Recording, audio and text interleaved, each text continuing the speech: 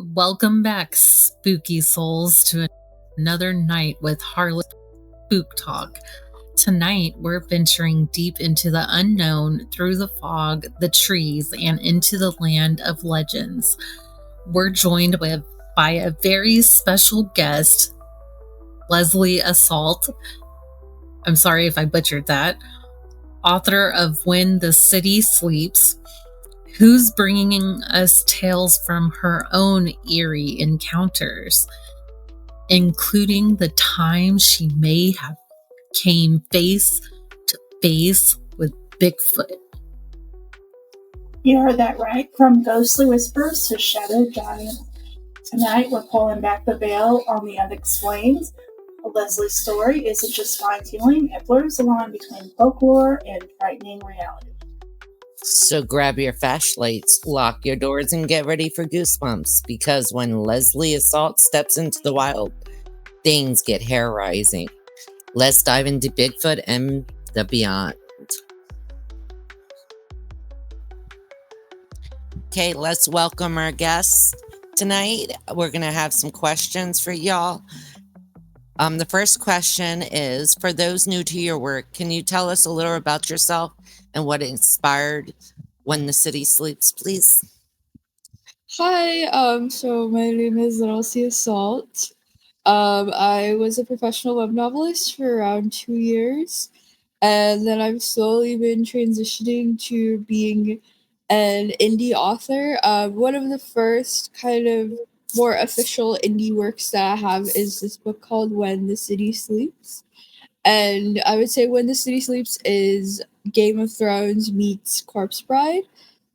And I would say it was inspired by, I really think it's important for women to be in fantasy, like how, like the entire range of what women are and what women, like the different stages of women's lives should be presented in fantasy. So I was really interested in writing a book where there was like a pregnant woman as a protagonist.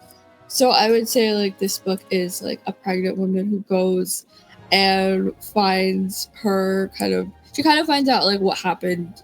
She's undead, so like she finds out what happens to her child. And I would say like one of the things that really inspires me is having these kind of protagonists. I really love that. And that's actually perfect for this show too. I do too. It gives women a little more empowerment when it comes to that type of work, which we are not really, represented in it a lot. So I love that. When did you first realize you were drawn to the paranormal or the unexplained? May I ask? I would say I've been drawn to the paranormal since I was a kid. It's just something that it's just real.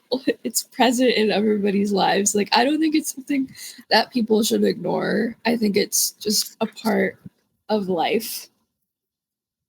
I feel that. I've been into that since I was a kid too. Yes.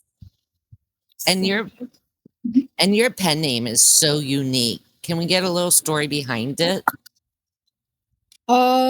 So originally I wrote under a username when I was a professional web novelist. So I was writing under my username for such a long time that when I first kind of started writing online, it's kind of just something that I found. Like, I really want my name to be like disambiguous. Like, I want people to look at it and like not see gender or like not see race. So it was just like kind of the way that it is right now is like it's very neutral, which is something I was very attracted to.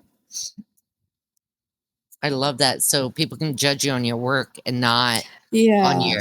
I love that. I really do. Me too.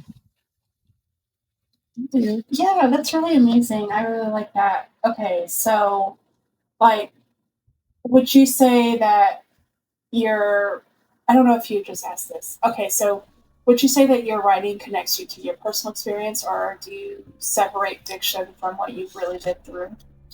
I would say that like my life experiences really influence what I write. Like, you know, I think you should write what you know, but I also do think like with therapy and medication, like there is a degree of separation in the sense that like I wouldn't say that it's like me and the character when I'm writing. I would say it's more so like, you know, a lot of the themes and a lot of the things that I kind of like in terms of like kind of the moral of the story, or in terms of some of the things that I'm kind of pursuing in terms of writing. Like, you know, these are like the things that I'm writing aren't necessarily going to be popular.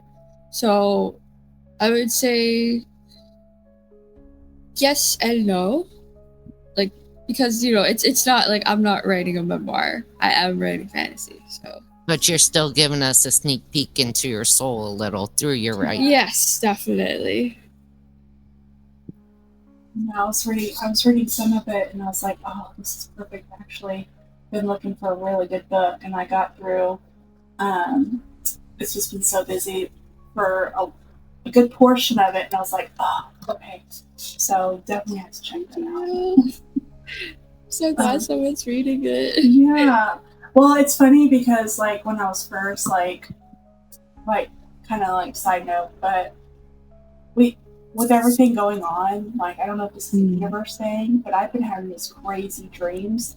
And not to go into too much detail, but there was one dream where I was on a pirate ship and then I had magic powers. And there was a part. It's true. I was like, I just like pointed at my clothes and then ding. It was like the craziest dream. Talking about buried your soul right now. I know. I'm sorry, but again, and I read like that piece where they were looking out the glass outside the ship, and I was like, "Oh my god, no way!" That's hilarious.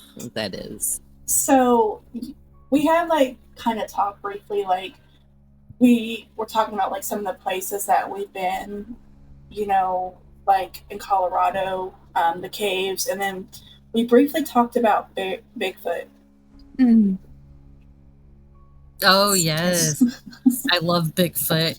So let's talk about that night. What led you into the woods? I would say we were driving on the side of the road.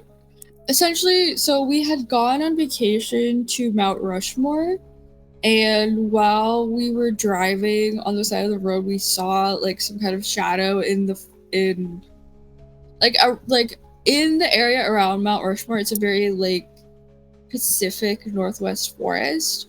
So we thought we actually like when we saw the shadow, we thought that like someone needed help or something. Yeah, like So it's that's a why we person. stopped. Yes. I get that. I've seen that before too. It's weird. It is very weird. So what was the first thing that made you think something's out here with me? Probably like when we were looking at whatever like at it, it was just too large to be human. And like when we were looking at it, it was kind of like there was a lot of features that didn't really make sense. Like initially, like your brain is thinking human, like maybe he's like wearing some kind of bear skin. Maybe this is a Native American person. Maybe this maybe this is a monkey. Maybe Right. like yes, like your brain rationalizes it in so many ways that you know you're like familiar then alien. I would say it was like that, like when we were looking at it. I feel that. Yeah. It's so we have in East Texas, there's like a bunch of Bigfoot sightings, like you know, like the signs of Bigfoot, beware, Bigfoot's here, whatever. I was like, okay, he's everywhere.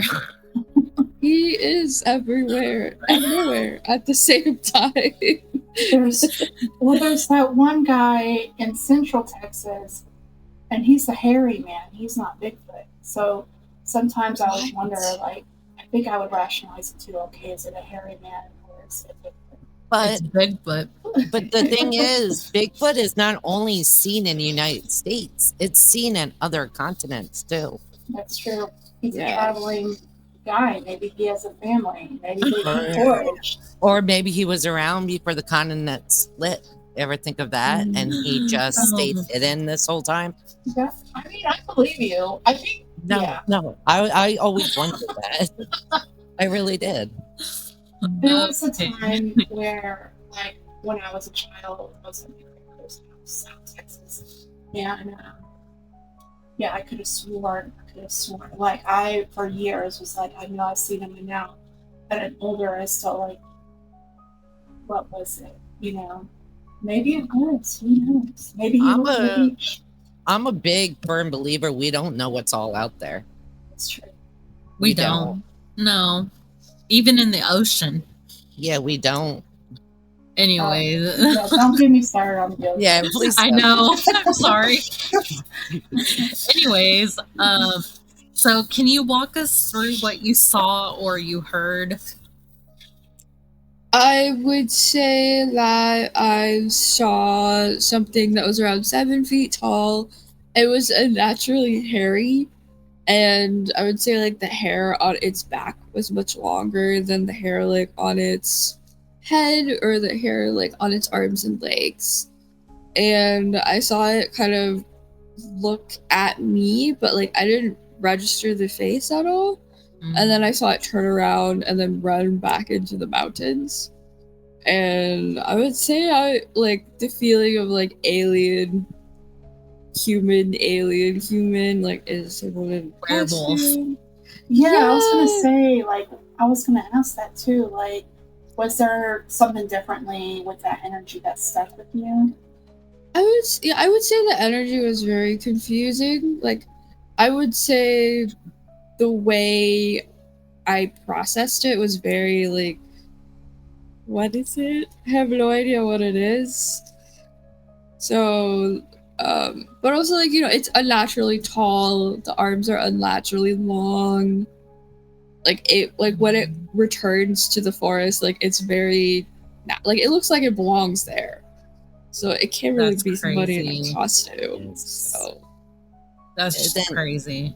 Was anybody else with you, or were you completely alone? No, it was me, my father, and my sister. So we had all like it was like a family vacation. So yeah, my entire family was there. We were just like, that was really weird. Did you feel any fear, curiosity, or disbelief on what y'all were seeing at that time? I would say probably well, there's 3 of us there, so I would say for my father was like, we didn't see that. Like, I don't know what that, like, he just pretended like it didn't exist at all. But also, like, my father's kind of afraid of ghosts and like aliens and stuff, so he's very much like that. That's how we grow up. Like, I would see ghosts, and then my dad would be like, read your Bible. See, my dad was a little different. He actually, when he was alive, he seeked the paranormal. He wanted to know what was out there. He was curious about it. He really was. That's where I get my love of it. Me too. I love that. And but that not is from why... your dad. But yes. Yeah, I know. Let's hope not, because he has been passed for a while. That would be an interesting story, though. That would be. I mean, he could visit you, but not me. How rude. Okay, so have you experienced paranormal experiences beyond this? Like, do you see that link between cryptids and the supernatural? I would say I always have paranormal experiences. I don't really think I never would. What was the second part of the question? Oh, do you see a link between cryptids and the supernatural? I do. I think that in terms of Bigfoot, like in terms of the folklore, a lot that exists around Bigfoot, I would say like that's what kind of links cryptids and the paranormal, in the sense that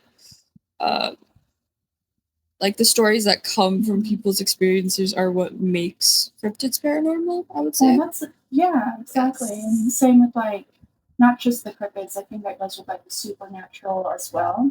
Like I think sometimes when we tell a story enough, paranormal, like it'll come to life. Like, you know, there's always a story about a woman who lost her kids at some kind of lake or somewhere. And so those, and then you will go and take an EVP out there and you'll hear these things. So it's very interesting. And then on the other side, there's always been a link between urban legends and real life. Yeah. So, okay. So you think these encounters, do you think they were more spiritual or were they physical? Oh gosh. I think when you look into Native Americans and Native American religions, a lot of the time they say that Bigfoot is spiritual. It's kind of like the spirit of something. But for me, I would say it was very physical. I definitely saw something. I'm not sure what it has to do with spiritual stuff. To be honest. I don't know. I think so I think we went to the same place. I'm pretty sure of it because we had like this tour guide. I can't remember the name of the place, but it was in Colorado. My brother said, "Go, you got to go to this place when you go up there and visit." So of course I went. About had a heart attack, by the way, and I remember there was all sorts of weird stuff going on. I was like, okay, I need to rationalize this. Like, is this me seeing something or is this me freaking out? Because I will freak out pretty quick. And so there was one point on there where I don't know if you had the same guide or what, but he said, we were in this dark room cave. Yes. Oh my gosh, I know exactly where he's leading you. I might have to turn on the light for this one, literally, because I was like freaking out. Like, I was like, okay, I'm going to say my prayer. I was like, I know Jesus. Me and Jesus are good. You know, be cool. He's my homeboy. It's fine. And so he was like, he told me to stand over in this like dark spot. So there's nothing but darkness behind me. And so he was talking about these two boys that had passed away in the cave. And as he was telling the story, I swear to Bob, like right before he said, sometimes the kids will feel you touch, you'll feel their handprint on your back. I swear to Bob, I felt somebody's hand on my back. And I went like this. I went, oh my gosh, you know. And I took a step forward and he was like, no, you need to step back. And I was like, you're not my paw. I was freaking out. I left my friend in that cave. She was like not I guess she wasn't used to like the caves and stuff. And so then her lantern went out and I was just trying to keep up with the butt in front of me. And yeah, that was my experience. She'll never let me live that down. I see. She goes in the back and she goes, help me. My lantern went out. I don't know where I am. It's too dark. Oh, I'm sorry. Oh my gosh. Was there like anything in that cave that really stuck out to you in your experience? I would say I think we went on the same tour because I do remember kind of the guide kind of telling us this like a similar story, and but I don't think I had a handprint. I definitely had some kind of scratching on my back, and I was there with my family, so I told like the guide that I like felt the scratching on my back, and then my father did like. My father's quite afraid of ghosts, so he basically he was terrified of me, and he was like, "You should stop pretending. It's not real." And I was sitting there, and I was like, "Well, that was my whole childhood, I swear." Yeah, yeah. Oh my gosh, yeah. Like that place, for some reason, for the longest time, it seemed like every time I got on a ghost tour or any kind of traveling, I always end up somewhere in a cave. And I'm like, next time I'm not going in a cave. I'm not doing it. Did you guys go where there was like the fungus? Like the dead, like some miner's fungus that like. Yeah. Oh my gosh, the fungus. That freaks me out so much. Outside and it's still growing. Oh. You know, he told us, he was like, we got in there and he was like, my brother had told me, he said, don't say you're from Texas. And me and my big mouth, you know, I told my friend, I had 2 friends go with me, and I told both of them, don't tell them we're from Texas, you know? And I was like, and they were going to hold the secret. They were, but not me. He was like, where are you from? And I was like, Texas. Could have said Oklahoma. That's close enough. I don't know. I was like, my mind went like, I'm a terrible liar. So, and then he blew out my candle, and I was like, no. No. And then he comes out of there like, he's like, did you have fun? I was like, no. So, but anyway, sorry. But okay. Have you had anything similar happen to you since this encounter occurred? I would say that I have paranormal experiences. Like at least once every 6 months, I'll have something that I kind of question, or I think of like maybe that was a bit paranormal. I would say within the last 6 months. Yeah, I've definitely seen stuff that is a little. Sometimes when I'm like at an intersection, especially at nighttime, like sometimes I'll see people whose proportions are a bit strange, and I'm like, are those people? Or is that like what used to be people? Yeah. So, yeah. How have these experiences influenced in your creativity or your writing?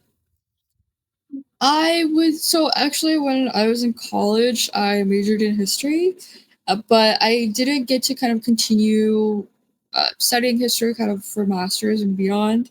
So I would say for the paranormal, something that I've been doing on my YouTube channel is I've been doing like a DIY folklore degree. And I would say kind of systematically studying folklore is something that came from my love of the paranormal and just from the stories I would hear from, just common people. It's not like, I think the really cool difference between mythology and folklore is like mythology is something it's so established, whereas folklore is like, it's what everybody's saying. It's like the smaller stories that you hear every day. And I would definitely say that it's my entire life right now. And I'm a big believer in history, and folklore is so interesting.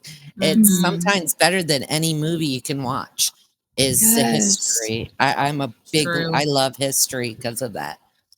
I love true crime. I love documentaries. Same. Yes. Yeah, same. And the weirder, the better. I'm telling y'all. Yes. Yeah. Do you watch the alien documentaries from Discovery Channel? Those are my favorite. I do. Ancient aliens. Oh I love it. I cannot. Like those things give me nightmares. Okay, I don't even want to believe in aliens. You know what I still own?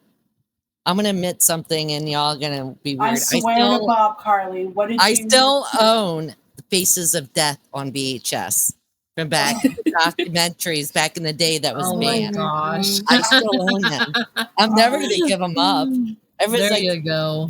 And you have the most activity in your house out of all of us. Yes, I do, because I collect objects from history. You know what? It could, remember when you had that episode, What's in Karli's CD? Now we know. No. That thing was so weird. Oh my gosh. I'm going to have to send you this. You'll see, of this photo. You're going to know. Yeah. I got if you could warn or prepare anyone going into the woods, what would you tell them? Oh my gosh. I mean, I think the first thing that comes to mind is bring a gun. Oh, And a camera.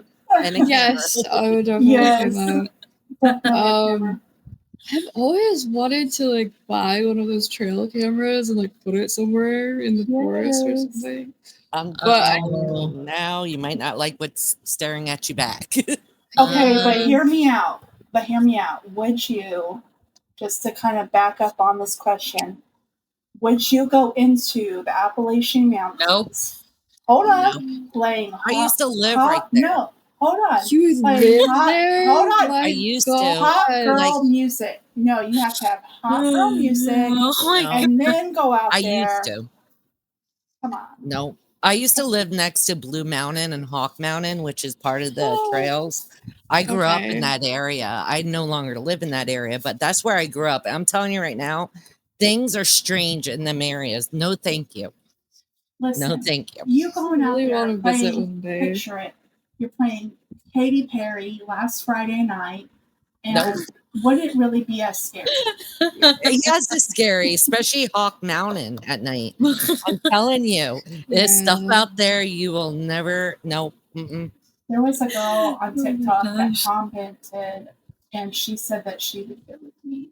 So maybe. Well, I'll there just you say- go. There, or go Sure. visit my mom. She lives in Blue Mountains It'll on be top of the fun. mountain. Go ahead, Yeah. go visit her. Like, are you descended from like the people who like, I don't want to say colonized, but like the people who like settled in the Appalachian My- Mountains? Like, My great grandmother was actually from out near Nevada. okay, So we have Native American in our line, but Okay. no, I grew up in that area, most of my family, but we're only second generation. okay, because like I there's no some longer. people who like live in those hollers who are like, Oh no, I wasn't from the hollers. I was okay, from a city that is in the valley, and okay. all around you was the mountains. That's why I grew up. Okay. I no longer live there. I live up into a different set of mountains now. Okay. I'm just saying, we need a new The kind Catskills. of adventure. I heard those are nice mountains, so They're beautiful See? around here. They Yeah. are beautiful. How can something so Oh, beautiful? nope. That's a whole nother. Nope. But that's where I get my love of the ghosts from and the supernatural. It the was folklore like, is so good. yes, Like from that area. it is. It really, truly is. Okay, so I don't know where we are on here. But number 5.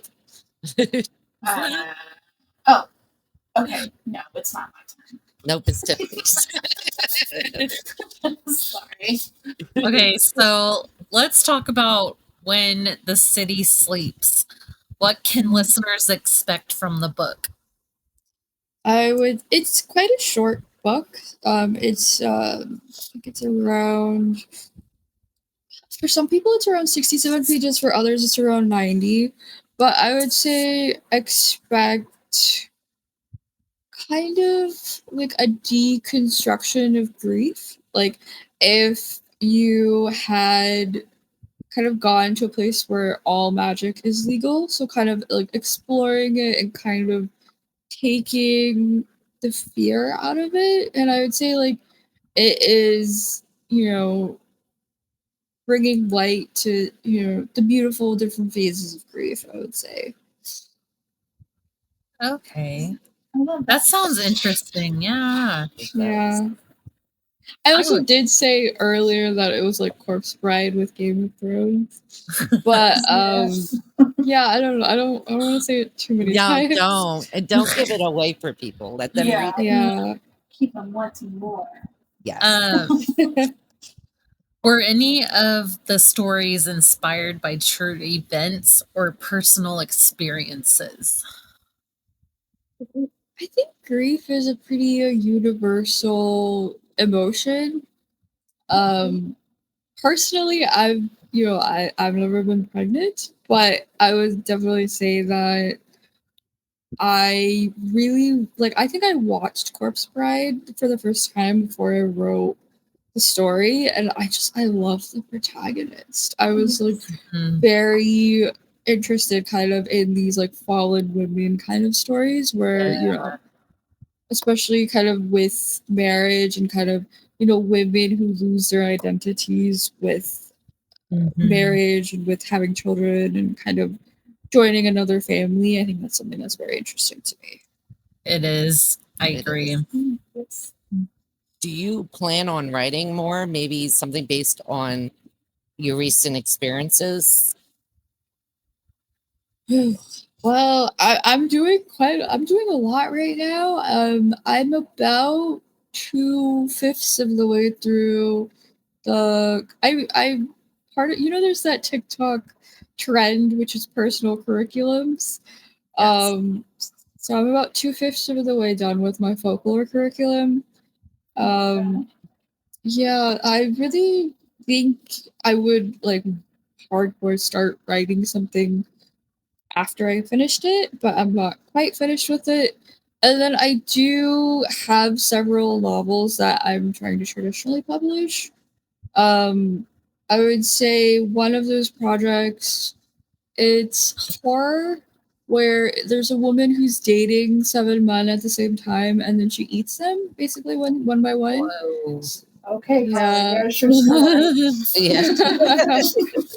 Yeah, well, I'm trying to get that one traditionally published. I have interest for it, but like that's a little bit of a complicated process. And then I do have some like historical kind of mystery type things that I could publish next. And then I do have, I don't know, like my NaNoWriMo project, which we'll see what happens with that. So I would say that I'm writing a lot. I'm not quite sure when what is going to be released or when what is going to be published, but I would say I'm always working on something. Yeah, that's awesome. I love that. What advice would you give aspiring writers who want to tell their own spooky story? So for me, I started writing when I was like 8, 9, and I had pretty strong family disapproval. I think the strongest thing that you can do, especially as a young writer, and especially if you want to publish, is that it's not a sprint, it's a marathon. So like the important thing is just pace yourself.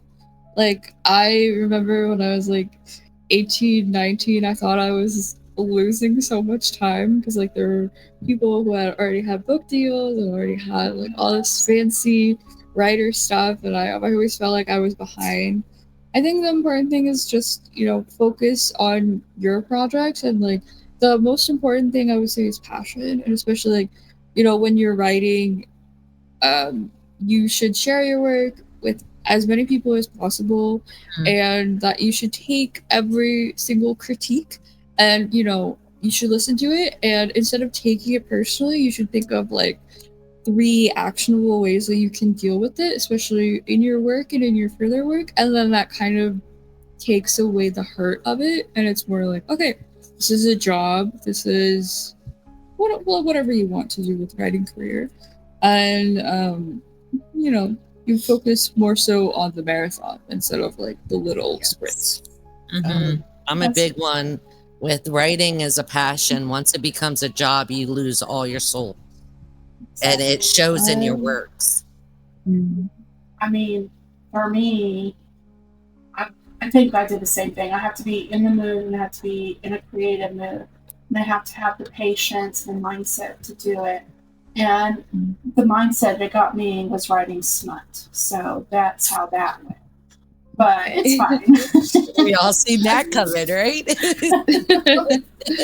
Not me. Not you. We love you. We love you. Sometimes. Oh my god. Oh.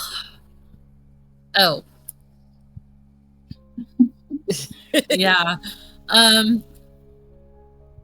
I can't. I'm sorry. Okay, so Lilse, it's been a really a great pleasure having you with us tonight. Thank you for sharing your stories and chills with our audience.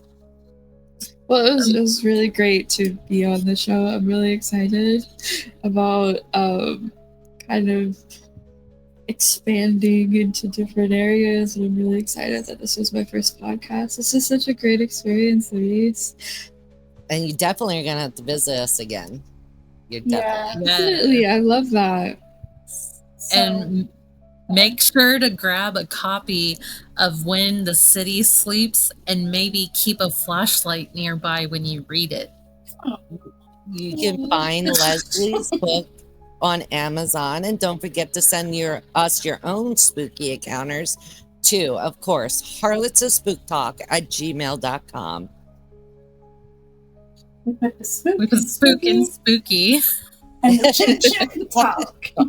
Y'all have a nice night, everybody. And remember, blessed be